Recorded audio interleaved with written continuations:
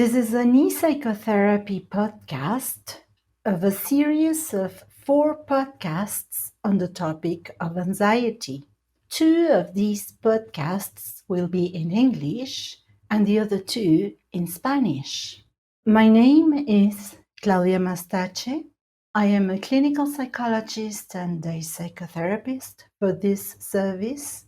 We have today with us Mr. Daniel Hankiewicz, who has experienced anxiety since he was 22 years old. Daniel, welcome to our podcast. Did I say your surname in the right way? Well, first of all, thank you, Claudia, for having me as a guest.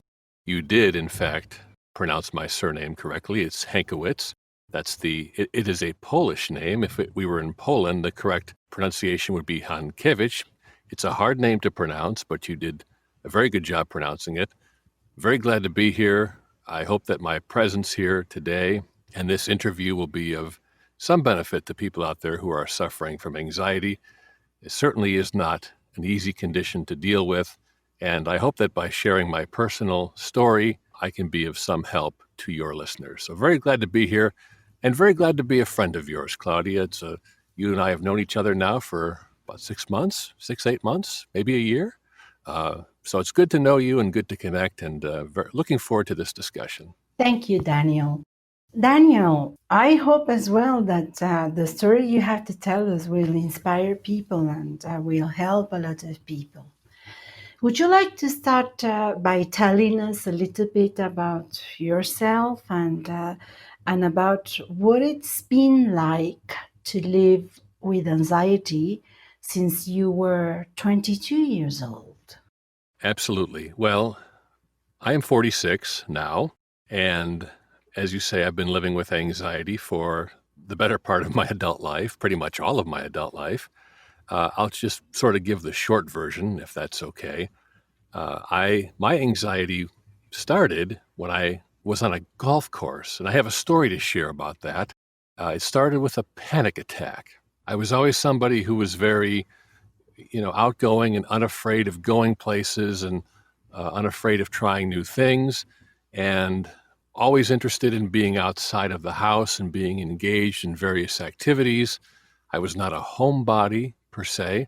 Anyway, one day in 1994, I was on a golf course, and the golf course was pretty much empty. And it was about time for me to start heading back to my car. I was just practicing. I wasn't playing a round of golf. And all of a sudden, I became very overcome with just like an onslaught of negative thoughts, like a feeling like I was dying, like a feeling of impending doom. My heart started racing. I started hyperventilating. I felt very lightheaded. I thought, oh my goodness, I must be dying. I must be going crazy. And in the process of walking back to my car, I felt like I was going to pass out, as you do when you hyperventilate, because the oxygen and the carbon dioxide gets out of balance. I'm not a physician, but anyway, that was my first sort of introduction to anxiety, that panic attack. It was a purely physiological event. There was nothing happening in that moment that was, any element of danger, but that just happened. And that set off sort of a chain reaction, because from that day forward, I was afraid of having another panic attack.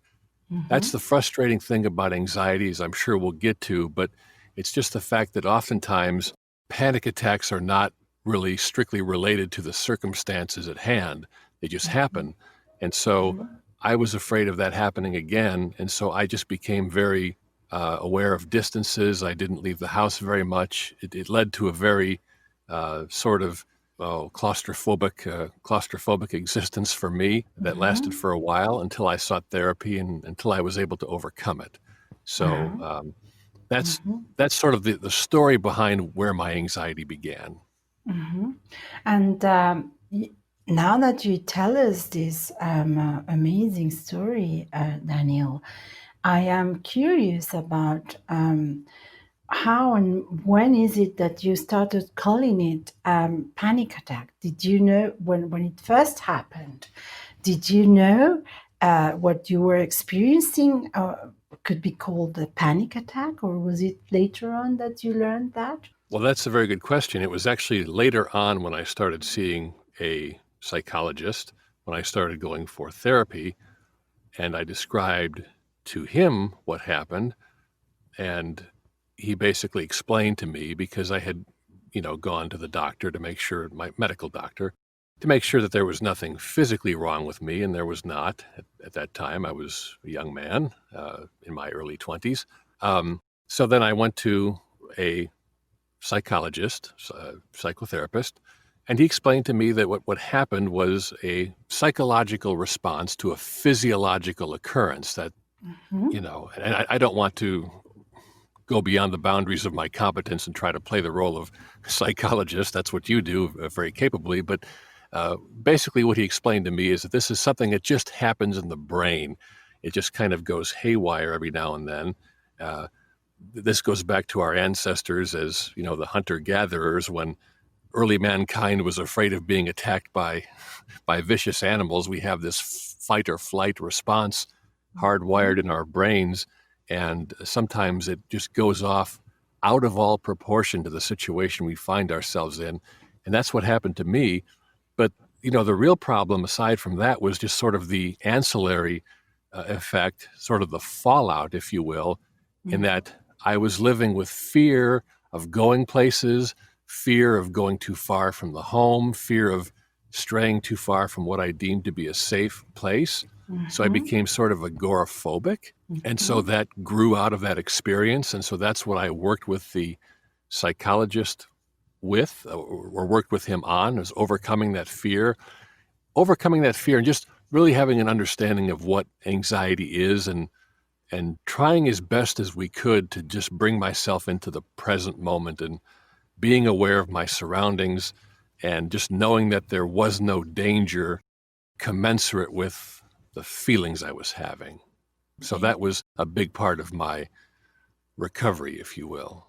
And so, if you had to put in a few words what anxiety was when you first experienced it, and then in a few words what anxiety is now that you have overcome it, what would those words be?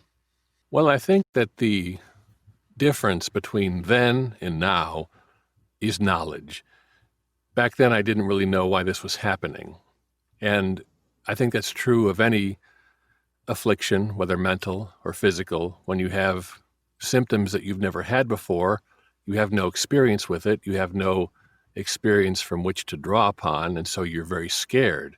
Over the years of seeing a psychologist and other therapists, I've learned that it's not something that's going to kill you. You're not a crazy person. I think that's what a lot of people with anxiety fear the most. I'm going to go crazy. I'm going to lose my faculties. I'm going to end up in the nut house or something. And that's not at all the case. There are various coping strategies that you can do. There are things like mindfulness meditation. There are things like deep relaxation. There are, of course, medications. And again, I'm not a doctor, so I'm not going to suggest which is best. But to answer your question, I think the difference between then and now is just the knowledge of what it is, and having learned the techniques of how to deal with it when it happens. Because I don't necessarily think it's accurate to say that I've, quote unquote, overcome it. And I don't want to discourage your listeners in thinking that you can never overcome anxiety. It's still with me to some degree, and I still feel an awareness of distances, and it has left a mark in a way, but it's not insurmountable. So for me, it hasn't really ever gone away. I think it's something that I was probably predisposed to genetically, but I've learned how to deal with it. And I think that's the biggest difference between 20 years ago and today. And would it be fair to say then that the distance from 20 years ago to now is between a situation where you are possessed by fear and the trip that you have done toward a situation where you now have knowledge and and where you are more powerful with regards to the anxiety? Well, yes. I'm trying to think of the best way to describe it because I want to be as practical as I can. I don't want to be speaking on a theoretical level. Um, there will be some days where I will wake up and I have slept well, I've eaten well, there's really nothing, I'm not feeling any stress, or there's nothing stressful happening. And maybe it's a Sunday, it's a peaceful Sunday, and there's just not a lot going on, and I will feel anxiety. And on the other hand, there might be days where work is very stressful, I didn't sleep well, I was eating junk food, and I'll feel no anxiety. So there's really no rhyme or reason with anything in my life. It comes and it goes, and it can kind of flare up for no reason. I think the best way so there's really no way of knowing when it's going to happen and to what extent it's going to sort of flare up, to what extent the brush fire is going to, sort of burn. But I will say this, I think when I'm having symptoms, and I think this is a general truism of anxiety, the more you sit and think about anxiety, the more it's just going to add fuel to the fire. There was a very good quote, I think it was Georgia O'Keeffe, who said that I've been terrified every moment of my life, but I've never let it stop me from doing a single thing I wanted to do. So I think the takeaway is, if you have anxiety, you know that these feelings are going to be with you, but just know that physically, if you're healthy and if you're in a situation that is not apparently threatening, there's really nothing you can't do. And I know that's easier said than done. Believe me, I've been through it. I don't want to write that off, and I don't want people to think that I'm just being flippant and blasé about that. I'm not. What I'm saying is that it's possible to coexist with anxiety. You can have a life with anxiety. It doesn't have to ruin your life. And if you could describe anxiety as a person, how would you describe it as a person? What gender, what personality traits? What would anxiety be like if it was a person? I can really only speak from my own experience.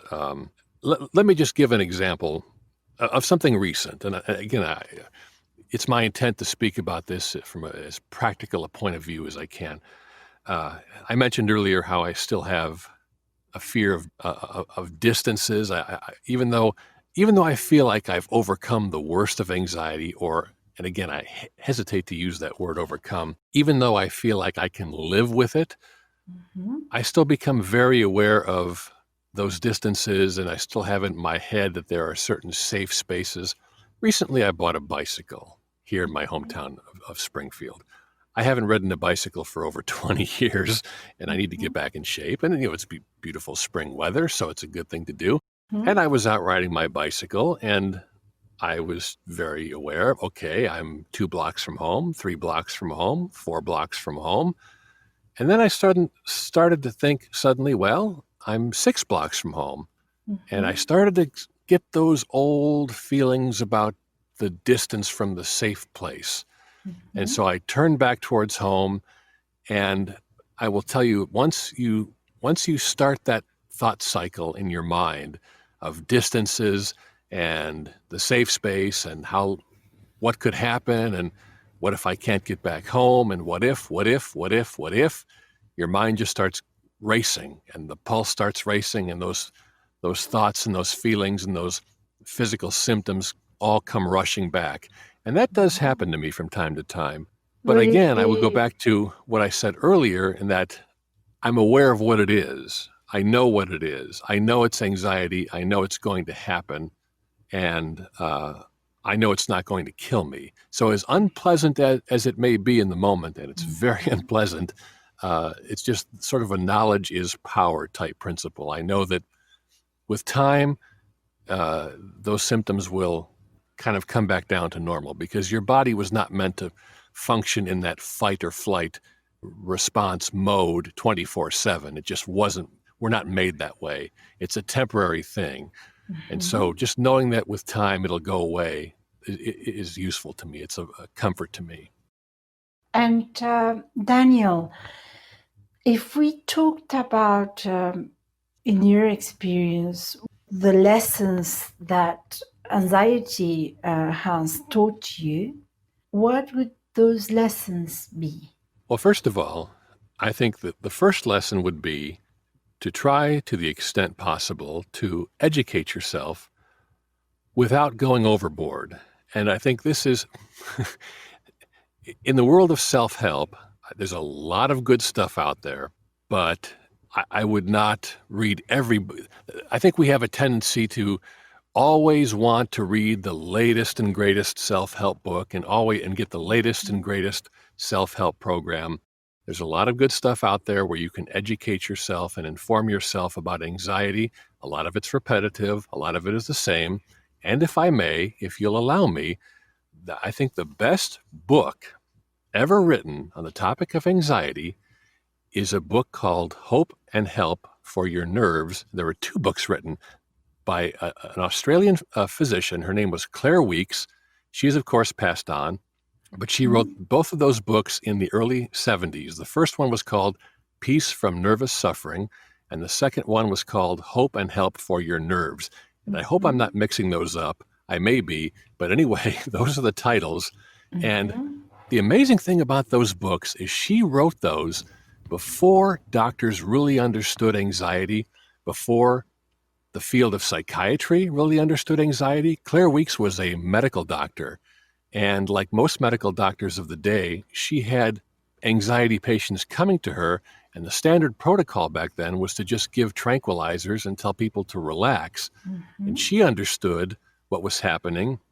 She understood the disconnect between what people were experiencing and what they were feeling and the physical nature of what they were going through.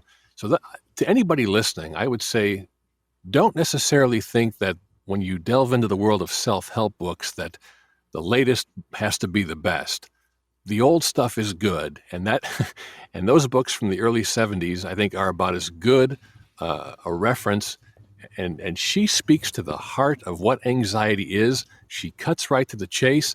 A little bit of her terminology is outdated, but the old knowledge is not outdated. And in this case, Claire Weekes, she's one of my anxiety heroes. So those are two books I'd highly recommend. But again, it just comes back to educating myself and just having the knowledge of what anxiety is and knowing that it's not going to make me crazy and it's not going to kill me. Thank you very much for sharing those two books. I am sure our audience will appreciate that. Daniel, what would you say are the biggest challenges for someone currently living with anxiety? I think the biggest challenges are for people who are experiencing it for the first time, and they may not understand what they're going through. And there are different types of anxiety. For example, there's social anxiety, something that I suffer from when I get into crowds or crowded rooms. I feel very uncomfortable. Those feelings don't go away. Right now, I'm in my home recording studio. I'm a part-time voice actor, and I come down here when I come home from my day job, and I come here to the studio, and I record audiobooks, and I'm very, very comfortable. In my day job, I may be in a crowded committee room with dozens of people and may feel very uncomfortable and very panicky. So a lot of it has to do with the situation that you find yourself in and learning coping skills. And I don't want to say choosing a profession based upon anxiety. Certainly, we don't want anxiety to be limiting in that way. But one of the therapists that I work with after I moved here to Springfield told me, if you're in a crowded room and you feel panicky and you feel anxiety, just step out and take a breath. There's nothing wrong with that.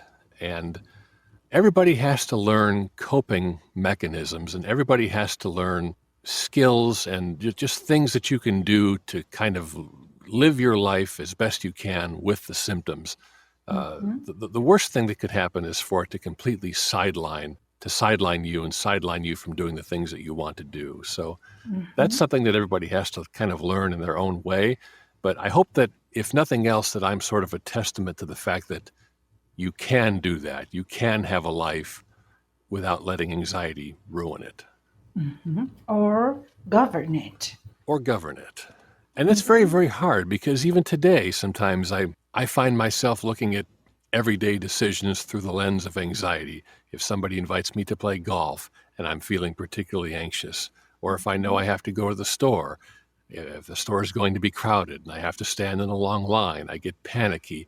There might be things that I know that I have to do, or things that I would like to do, but for the fact that I'm feeling anxiety on that day, and that might alter whether or not I do them or how I do them. And it shouldn't, but that's just sort of the reality of it.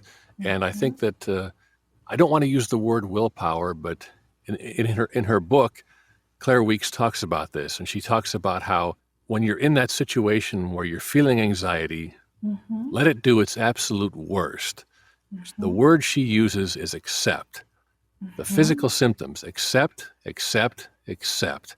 Now, that may be easier said than done, and there have been times where I've said, well, boy, I wish she were alive. I could talk to her. How do I accept when I'm, my heart's racing? But she's right. I mean, the physiological response, the panic, that's limited in nature. I think people need to understand that's something that can't last forever. And it's terribly uncomfortable. Believe me, I've been there. It's the worst feeling in the world. But again, if you have that peace of mind of knowing that you're not crazy, it's not going to kill you, and that it will go away in time, that's something that can be of great comfort and can help you with your coping with anxiety. Thank you, Daniel. I was wondering, have you ever talked to other people who had issues with anxiety as well? Is it helpful, do you think, to share your anxiety stories with other people who have suffered or experienced the same type of issues? I think it can be very helpful in many areas, not just anxiety, to sort of have accountability partners. I know in business, people have coaches, and people have accountability partners in business, people that you sort of check in with and help you stay motivated.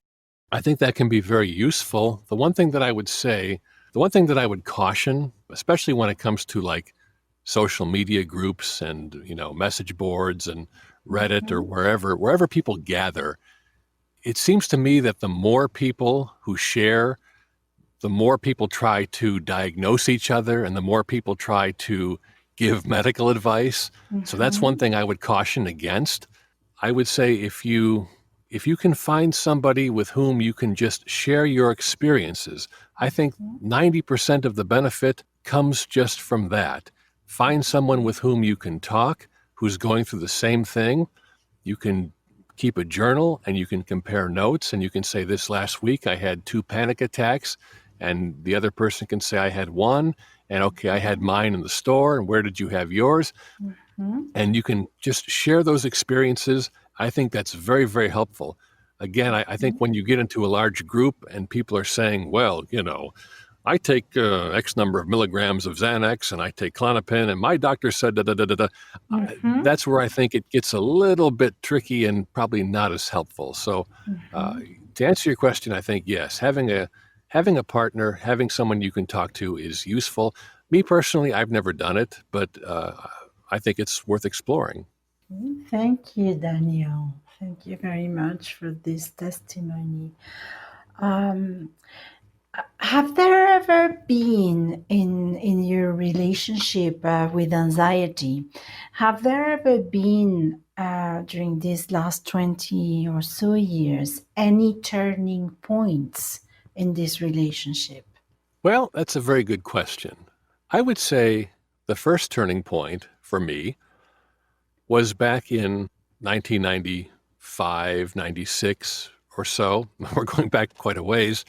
But when I first sought therapy, and I think the major benefit of therapy, and I don't want to downplay the importance of your profession and what psychoanalysts do, what psychologists do, But I think most of the benefit comes from you, the client, you, the patient, talking about these things. And when you talk about them, you take them out of the deepest recesses of your mind and you put them on the table where they are exposed to the sunlight. And the old saying is, sunlight is the best disinfectant.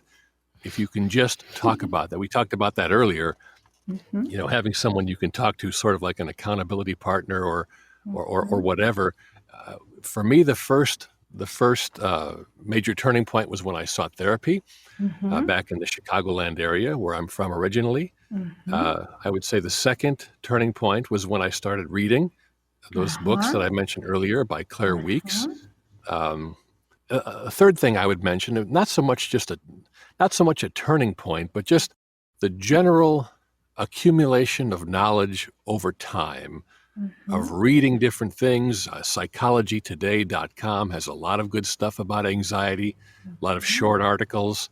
So I would just encourage people, number one, to seek help. Don't spend too much time on the internet. If you're going to look on the internet, look for authoritative sources. Look for people who know what they're talking about, people who are qualified. As I mentioned, Psychology Today is a good resource. Don't listen to some guy in Flint, Michigan, who's talking about what his psychologist said to him, or the fact that his psychiatrist put him on X number of grams of benzodiazepines or whatever. That kind of thinking is going to lead you down a path that's just going to tie your brain up in knots. Stay very focused. Or is it fair to say that type of solution may be helpful for some people, but not for others? Not for everybody suffering from anxiety? I think a lot of people, whether we're talking about anxiety or we're talking about business or we're talking about classic cars or whatever, and again, I don't mean to be flippant, it's a very serious subject, but I think a lot of people just like to hear themselves talk.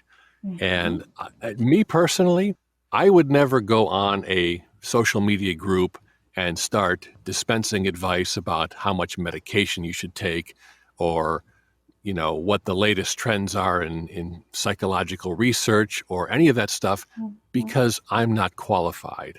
I don't have that qualification. Now, on the other hand, if somebody asked me to share my own story, I'd be more than happy to do that.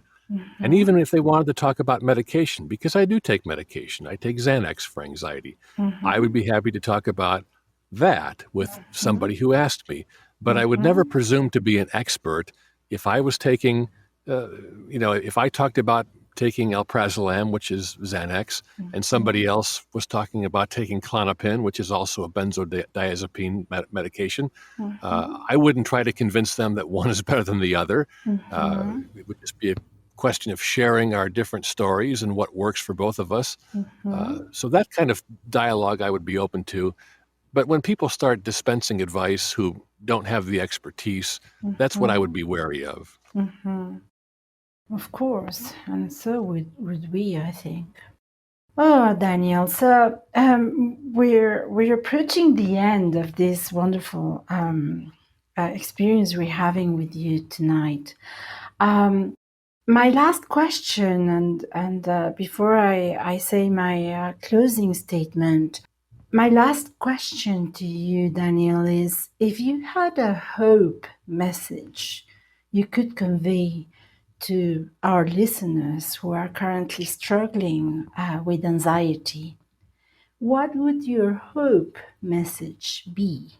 The message of hope that I would convey is that we should be thankful that we're living in a time when so many resources are available to us. Now, the flip side of the coin is that we're living in a very stressful time.